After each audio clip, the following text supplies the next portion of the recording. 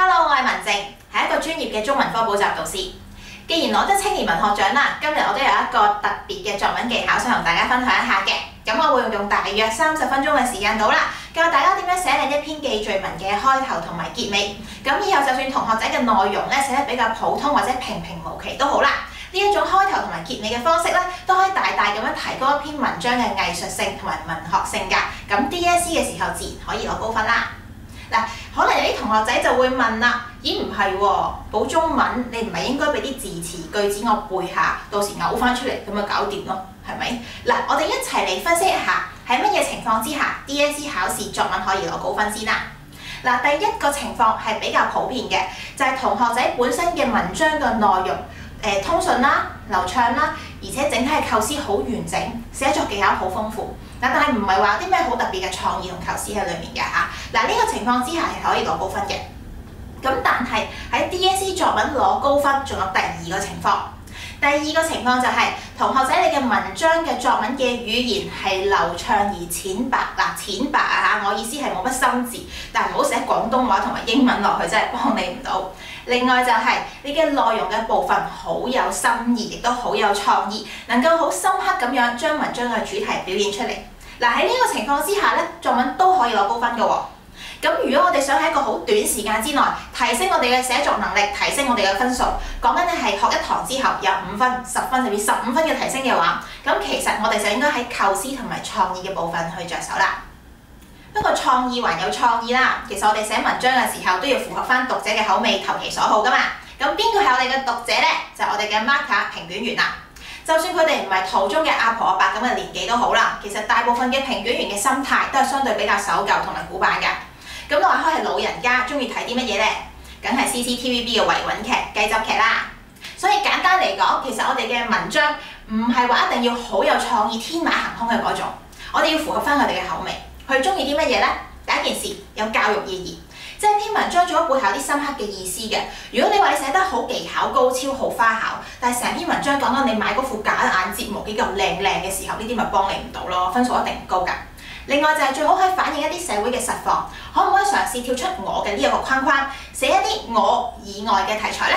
例如社會上有啲濫藥嘅青少年啦、賭博成癮嘅賭徒啦，或者未婚媽媽啦，呢啲咁樣嘅題目，好似星期二檔案咁嘅 feel， 都係 marker 好 buy 嘅種類嚟㗎。另外最後一樣嘢，應該大家都知道㗎啦，就係唔好寫愛情故事、性、愛情、暴力都係考試唔適合掂嘅題材嚟㗎。如果你真係好中意寫愛情小説嘅話咧，其實不妨可以喺網上發表嘅，考試就真係唔好咁樣做啦。所以換句話嚟講，其實我哋需要篇文章，只不過係懶有創意。另外最重要嘅就係故事嘅背後要有一定嘅意思。而至於真係天馬行空嘅作品咧，我哋就暫時唔好喺考試嘅時候做啦。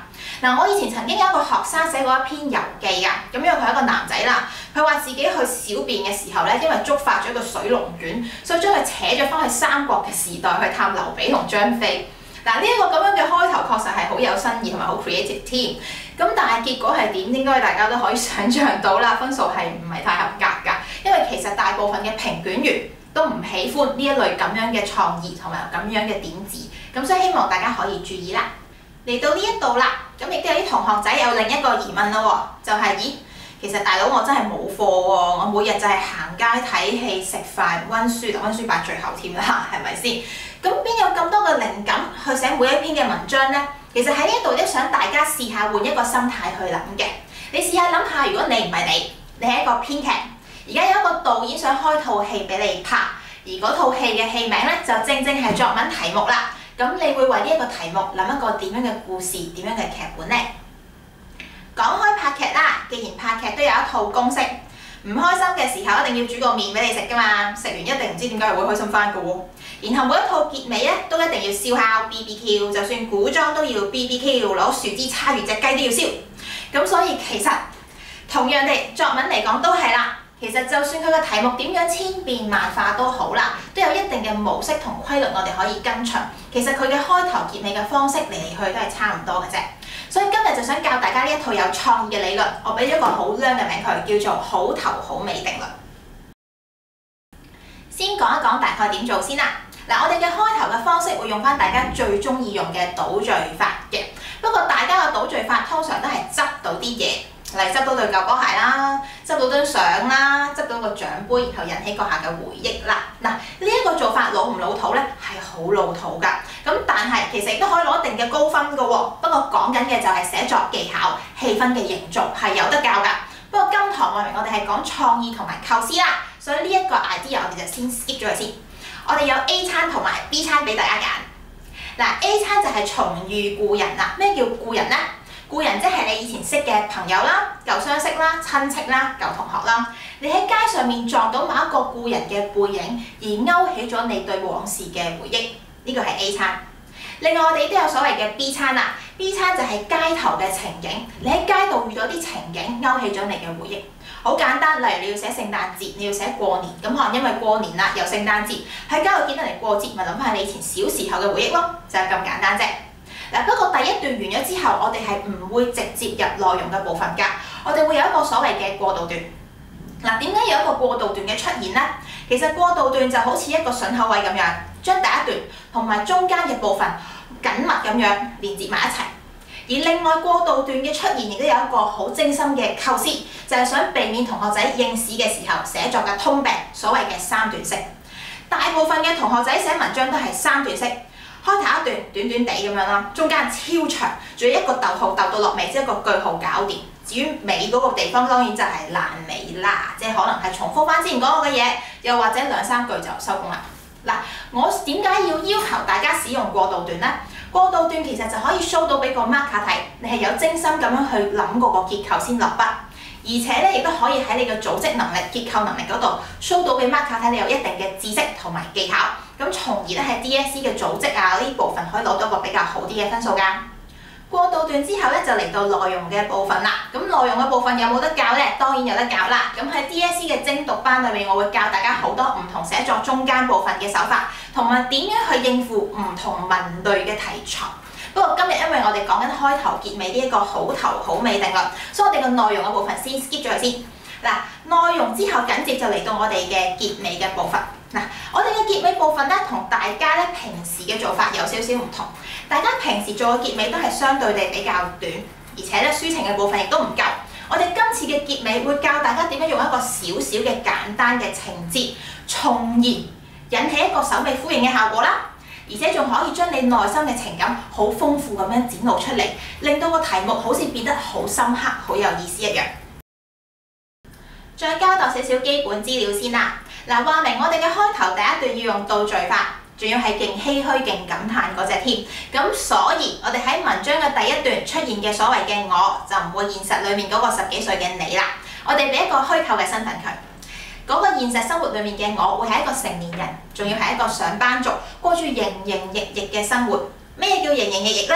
亦都即係話你生活得好辛苦，你可能每日為咗生活啊、金錢啊、做嘢啊，好索氣，唔係話真係咁理想，但係又唔係話最慘喎，係一個好普通嘅上班族咯。嗱，點解會有一個咁樣嘅設定呢？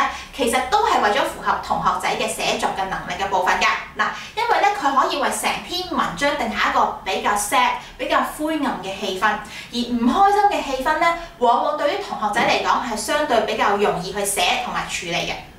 此外，唔開心嘅情緒比較容易打動人。你會留意到喺流行曲裡面，通常都係慘歌，通常都係受歡迎過開心嘅情歌㗎啦。另外啦，marker 都係成年人，你如果能夠講出成年人嘅心境同埋睇法嘅話，佢對你嘅感覺都會另眼相看，覺得呢一個考生對現實生活或者呢個社會有更加深嘅認識同睇法喎。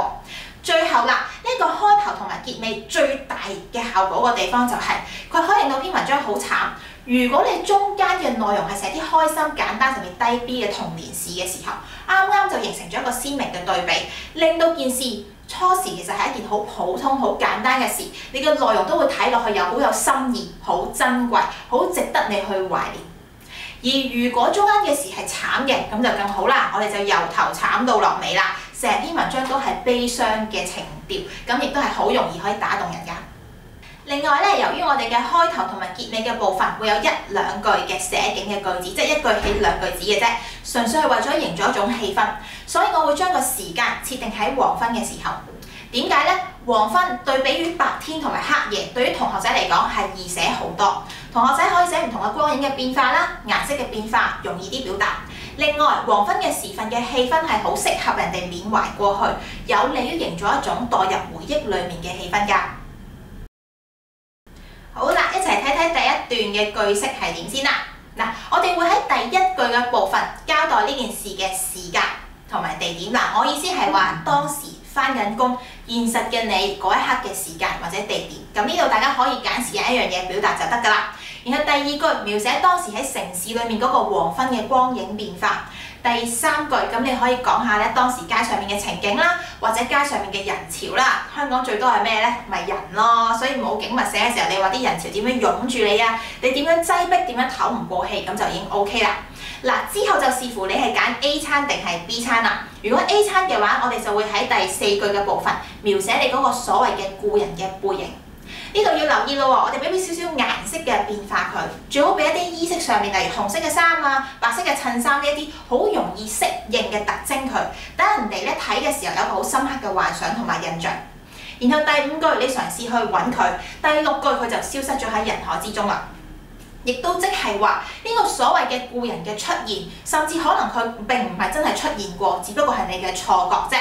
但係就能夠引起你對往事嘅回憶，所以佢嘅出嚟嘅作用，只不過係作為引入內容嘅一個部分。不過另外我哋喺結局嗰度會有一個呼應，令到件事變得再更加有意義啲，情節再推動一下嘅。不過一陣間我哋先講啦。另外啦 ，B 餐嘅部分我哋就係寫街上面嘅情景，咁所以好簡單嘅啫。同學仔用3至4句嘅句子寫一寫當時街上面嘅情景，咁就 OK 啦。嗱，一齊睇一個簡單嘅例子先啦。嗱，呢一個例子就係一場難忘的比賽。嗱，我哋先睇睇 A 餐。嗱 ，A 餐話明係撞到昔日嘅朋友啦。咁我個設定就係撞到你昔日喺球場嘅隊友阿美儀，從而勾起你對往事嗰場球賽嘅回憶。嗱，睇睇個範文咯喎。下班的時候天已暗淡，夕陽最後一線餘暉打在霜下的玻璃幕牆，反映在忙着過街趕路的人們蒼白如撲克牌的臉上，竟顯不出一絲暖色。那豔紅的背影卻吸引住我，馬尾辮子、紅球衣是他嗎？我不由自主地加急了步伐，可一晃眼，他已被人潮吞沒了，像一尾魚投進了海洋，消融得不留一點痕跡。喺呢度咧，同學仔可以留意啦。我嘅第一句嗰度咧係淨係交代咗嗰個時間，用一個天色去交代一個時間啦。所以呢句大家可以自己去進行一個簡單嘅變化。另外咧就係撲克牌臉嘅嗰個問題啦。嗱，咩叫撲克牌臉咧？我就係化用咗一個英文嘅一個意象落中文嗰度，即係所謂Lady Gaga唱嘅 Poker Face 啦，即係面無表情嘅行人。見唔見我特登營造咗個色調係蒼白嘅？即係成個城市連嗰個黃昏嘅光線都冇埋啦，之後大家嗰啲行人個樣都係蒼白冇表情，而當時你就見到一個豔紅色嘅背影，啱啱係一個顏色嘅對比，吸引咗你嘅注意之餘咧，亦都吸引咗讀者嘅注意，然後你就去揾佢，佢就消失咗啦。最後嗰句係追加嘅啫，像一尾魚投進了海洋，消融得不留一點痕跡，純粹就係賣弄下我嘅文采嘅啫。嗱，呢個係一個所謂嘅完美同進階嘅版本。咁但係如果你話喂，我邊會寫到咁啊？寫到咁唔使補啦，係咪先？嗱，呢個係一個完美嘅示範。而家一齊睇一個簡單版會係點啦。下班回家的路上，夕陽照得街道一片黃，正在趕路的人們來來往往。其中那個穿紅球衣的女孩看起來多麼眼熟，是她嗎？我急急走上前，可是轉眼間，她已經在人海中消失，不見了蹤影。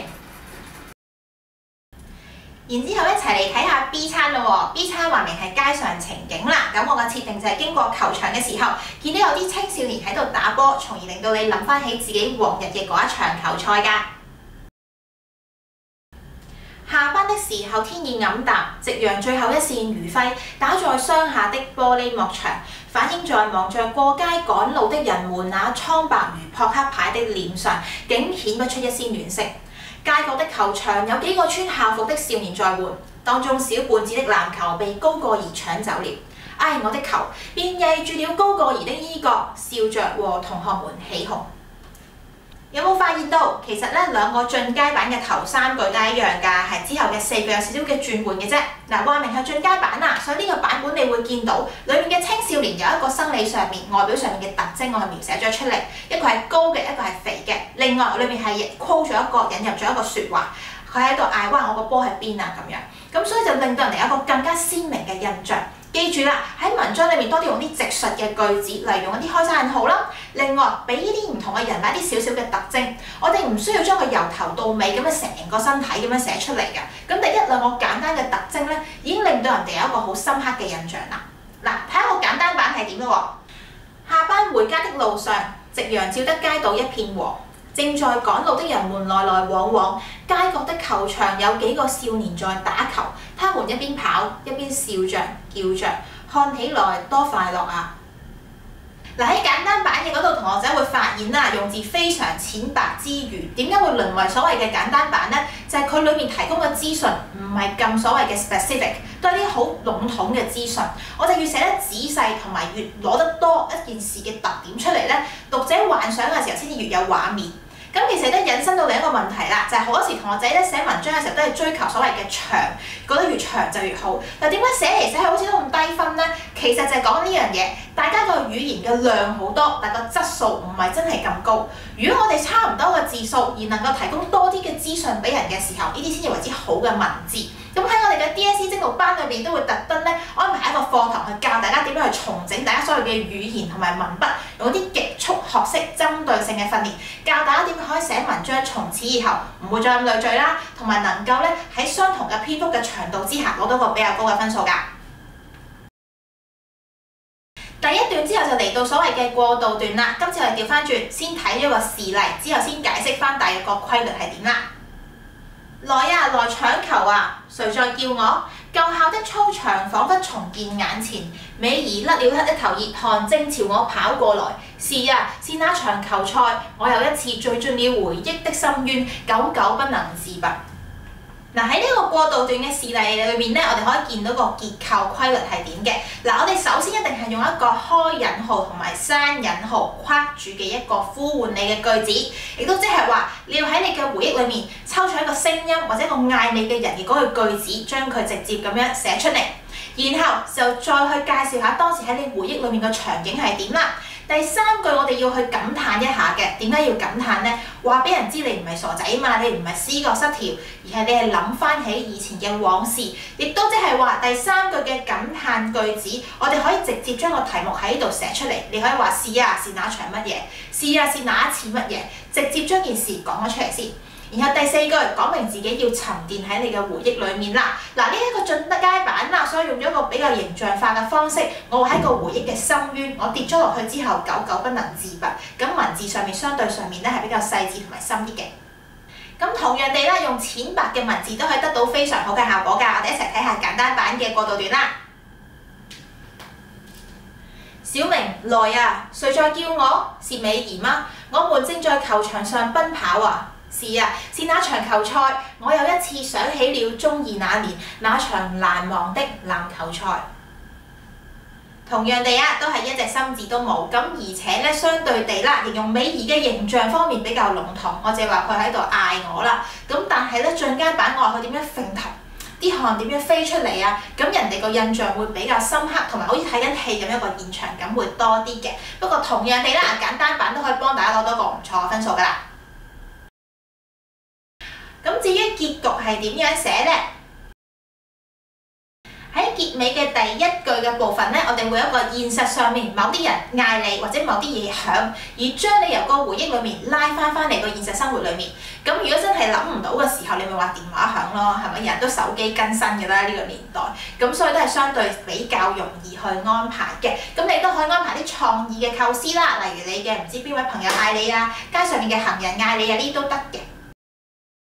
咁然後第2句就係你對人哋個呼喚嘅一個反應，你可能係因為佢而掀起你嘅情緒嘅，可能佢個呼喚係好有意思嘅，咁你咪寫埋咯。但係如果你嘅第1句嗰個呼喚係冇乜意思，純粹係將你由個過去拉翻去現實嘅話咧，第2句可以 skip 咗佢㗎。去到第3句咧，終於嚟到我頭先教過大家嘅所謂嘅背景資料啦。咁終於嚟到呢度，大家要交代一下現實中嘅嗰個所謂嘅你嘅情況咯喎，講下自己生活幾咁唔如意啦，幾咁感慨，幾咁時常為口奔馳，營營役役。咁然後咧喺第4、5、6句或者4、5、6、7、8句嘅部分咧，就可以進行一個抒情啦。嗱，抒情嘅部分我會建議大家寫長啲嘅，好多時候同學仔咧抒情都寫得太少，令到件事好似太過膚淺，冇乜心意。今次會教大家唔同嘅抒情嘅技巧，令到大家咧可以抒情嘅部分寫得深入啲，情感豐富啲。咁如果大家想回顧翻咧之前學過嘅抒情技巧嘅話咧，亦都不妨睇翻我嘅 YouTube channel 嘅另一條短片啦，就係嗰個抒情技巧4式嘅短片㗎。咁因為結尾嘅部分比較複雜同埋難寫啦，所以我哋今次會先由簡單版嘅部分講起先嘅。嗱，第一句就係我哋嘅呼應啦，有啲嘢呼應你咯喎。嗱，鈴鈴手機鈴聲把我從回憶裏喚醒，是妻子打來催我回家。嗱，呢一句咧，因為本身冇乜特別嘅含義啦，就係現實中你已經一個已婚嘅男士，咁你個老婆打俾你啫，咁所以咧係唔需要俾咩反應佢噶啦。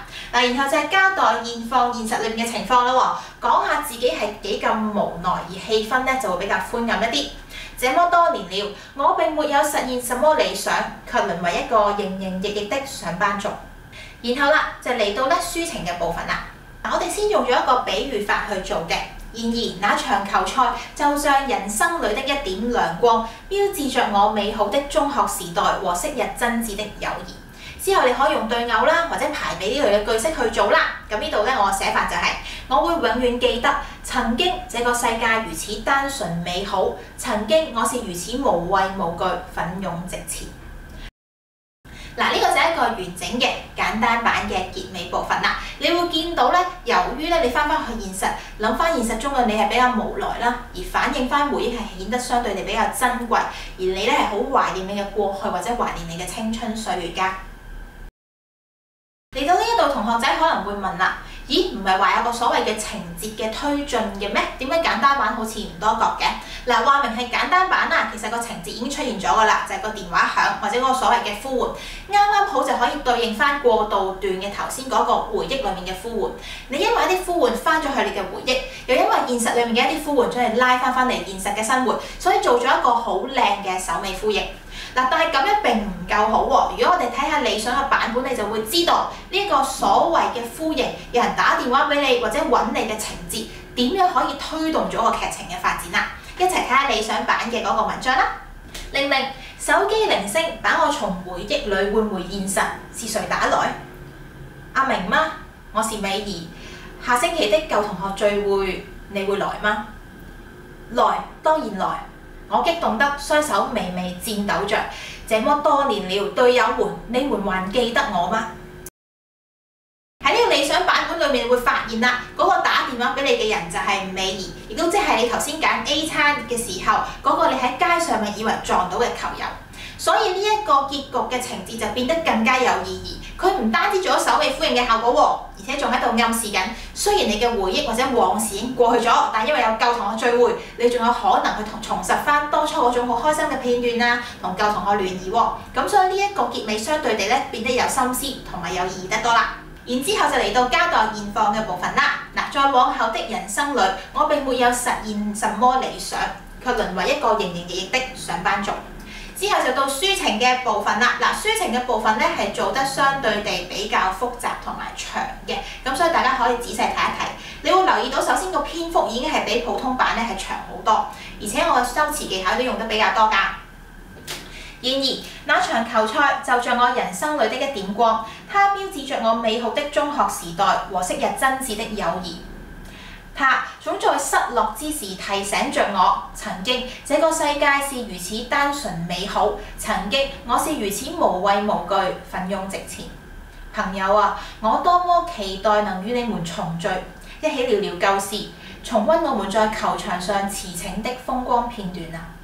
我更想告訴你們的是，人已老，但青春在回憶永存。講到呢度咧，其實大約成個好頭好尾定律咧已經介紹咗俾大家知啦。不過想重申一點就係咧，其實結尾嘅部分嗰個情節嘅安排，嗰個所謂嘅呼喚，你唔一定係電話響，唔一定要係你個舊朋友打俾你，你可以將佢轉換成唔同各種各樣嘅變化。嗱，舉個最簡單嘅例子，我當你係寫聖誕節 ，OK？ 嗱，結尾邊個打嚟咧？我都係電話打嚟，但係你嘅前妻，如果即係話你已經係個成年人，而且仲已經離咗婚，前妻問你。仔仔終於翻嚟啦，3年冇見，你同唔同我哋聚餐啊？即係你好激動咁話嚟，之後你可以抒發你嘅情感咯。你嘅情感就係話，往日嘅回憶真係好美好，但係有啲嘢過咗去之後，未必能夠再翻轉頭。但係我想珍惜或者捉緊我而家當下擁有嘅嘢。嗱，呢一個咁樣嘅簡單嘅鋪排，已經令到成篇文章嘅深度突然間多咗好多。你當初中間寫嗰個所謂嘅聖誕節聚餐無聊嘅事情，突然間變得好有意義，因為佢嘅單純而顯得往日回憶嘅珍貴同埋美好。另一個同大家分享嘅版本咧，就係嚟自我另一個學生嘅諗法嘅。嗱，話明係球賽啦，結尾嘅部分佢選擇係佢經過球場嘅時候咧，有人個波散到佢，所以就嗌佢啦：喂，先生，俾翻個波我啦！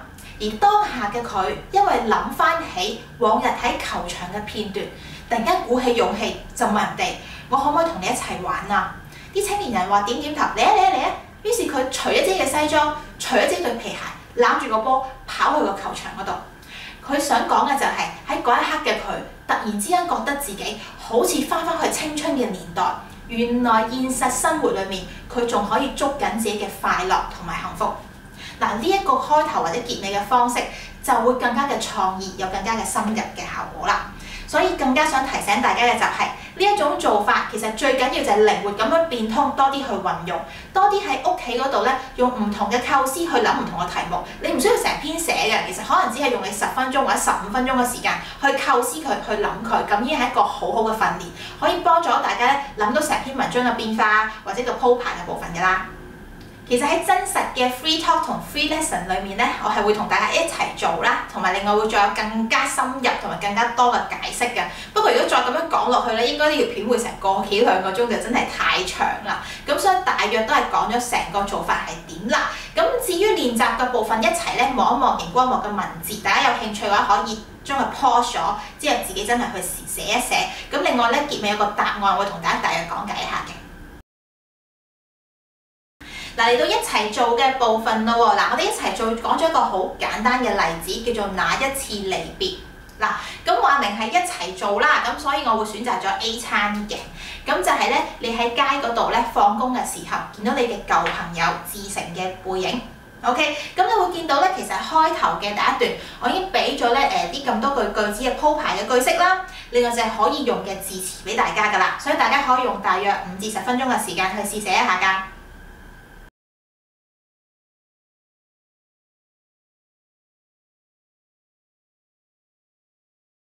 而至於過渡段啦，頭先亦都提過啦，一定要用一個開引號、閂引號，框住一個呼喚 ，OK， 然後再講翻自己喺往日嘅情景，然後加上自己嘅慨嘆嘅。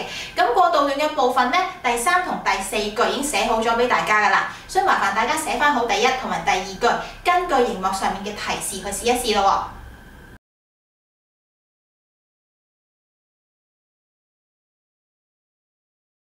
而呢一個就係第1段嘅理想嘅標準答案啦。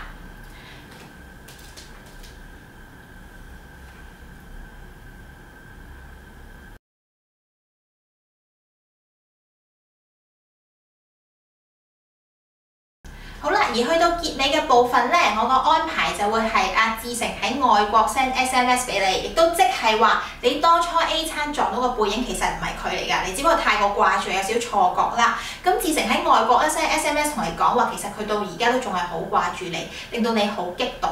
嗱，記住啦，表現你嘅激動嘅嗰個句子，希望大家唔好再寫啲籠統嘅形容詞，就好似話我好激動、我好開心、我好難過，呢啲句子係並唔能夠勾起讀者嘅共鳴㗎。我哋盡量可以做嘅係一啲直接嘅描述，例如你當下嘅身體嘅反應，你會唔會深呼吸？你會唔會想流淚？你會唔會手震？用呢一啲嘅形式去令人哋感受到你當下嘅嗰一種情感係幾咁強烈，會比你直接寫一個好籠統嘅形容詞嚟得更加有效果嘅喎。而另外嗰幾句都俾咗一啲咧需要嘅字詞啦、語體同埋本體大家㗎啦，咁所以大家可以試做㗎。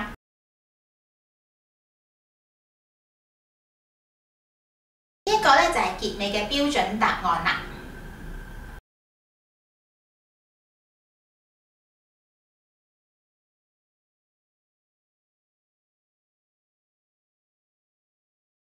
最後要提一提大家嘅就係咧，千祈唔好淨係掛住照抄同埋死背喎，要識得靈活運用。我教你幾套技巧，最緊要嘅就係多啲咧自己練習下，喺腦裏面構思一下，靈活咁樣咧去諗下點樣用呢套理論喺唔同嘅文章嘅題目嗰度。嗱，每一年嘅考試嘅報告出嚟咧，啲 marker 都批評下，好多學生嘅作文有明顯嘅抄襲痕跡。點為啲抄襲痕跡咧？就係將一啲所謂嘅套語啊、詞語啊、句子啊、死記硬背特登嘔出嚟。咁呢啲情況咧，我哋係絕對要避免。點解咧？你一有呢一種咁明顯嘅痕跡嘅時候 ，marker 就已經會對你有個好差嘅印象，會大大咁樣扣分㗎啦。而我教你哋嘅呢啲寫作技巧一個好處就係，你學咗之後同人哋係唔會啤膠一樣咁一模一樣嘅。你嘅版本、我嘅版本、大家嘅版本都可以唔同，千變萬化，亦都即係話大家嘅思路模式係一樣。但係寫出嚟嘅文筆同埋所謂嘅鋪排啦，文章裏面嘅考試都係唔一樣，所以學咗之後有用之餘，亦都可以避免撞款㗎。其實喺真實嘅試教裏面咧，其實我都有再教到所謂嘅寫作內容萬能 key 啦，另外都有分析過咧咁多年嚟 DSE 作文出題嘅走勢嘅。此外亦都會講一啲關於卷1同埋卷4、卷5、卷3嘅部分。咁因為今次喺個網上面嘅試教啦，咁嗰啲部分就可能真係要留翻咧，你哋報精讀班嘅時候先可以同你再講啦。嚟到呢度咧，再披露一下關於閱讀卷嘅部分。咁我會做一啲所謂嘅針對性嘅訓練嘅，我會出大量嘅模擬卷俾大家做啦。另外就係咧唔同嘅題型，點樣嘅答題技巧。咁最重要就係嚟到文言文嘅部分啦。由於我哋嘅時間比較緊絀啦，幾個月之後就考啦喎，咁所以我會貼題嘅。貼題再加針對性嘅訓練，我會將一啲咧最有可能出嘅文言篇章做成模擬試卷，同我哋逐題咁樣去解構佢哋。咁既可以學到基礎嘅文言文嘅字詞啊、拆字拆句嘅技巧啊，點樣去答題啊、選擇題啊、自由題點樣答之外咧，亦都同時咧接觸到一啲好大機會會出嘅文章㗎。如果同學仔對我嘅 DSE 精讀班有興趣嘅話咧，不妨去到現代教育嘅網站 download 成個課程嘅 course outline leaflet 㗎，咁裏面就會有從卷1到卷5每一個課堂嘅教學重點嘅分享嘅。咁另外咧，如果報咗我嘅課堂嘅話咧，會送一堂説話訓練啦，另外都會送一本寫作技巧天書俾大家，希望可以幫助到大家啦。另外都會喺嚟緊嘅1-2個月之後推出中4、中5下學期嘅中文科嘅補習班㗎啦，咁希望大家可以留意啦。同學仔，我哋課堂上見啦，拜拜。